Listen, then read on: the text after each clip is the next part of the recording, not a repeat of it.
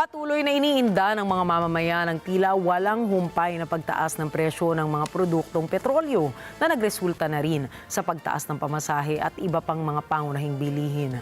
Ilan sa mga driver at estudyante umaaray na dahil sa sabay-sabay na pagtaas. Erla Areca Plaza para sa detalye.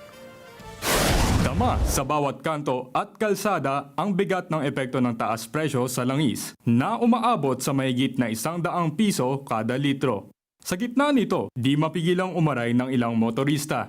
Nakakarga pati yung kotse yun. Nakakarga ko lahat. Pero mabigat na rin. Lalo ngayon, medyo kaya nagpupunta lang ako. Bukod sa taas singil ng petrolyo, sumabay rin ang pagtaas sa pamasahe ng mga jeep matapos aprobahan ng LTFRB ang 1 pisong pagtaas ng singil sa mga tradisyonal na jeep at 2 piso sa modern jeepneys. Dahil dito, ang ilan sa mga estudyante, pinili na lang magtipid para maibsan ang epekto sa pagtaas ng pamasahe. Hindi na kami masyado masakay sa mga mamahaling sakyan. Pag sa school naman, instead na sumakay lang ng tricycle, dahil malapit lang naman, lalakad na lang po namin. Maaga naman kami mga pasok.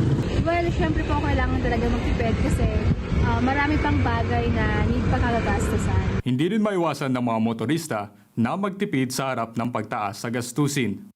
Ang ilan ay inigsahan ang mabiyahe, habang ang iba naman ay umiiwas na lang lumabas gamit ang sariling sasakyan.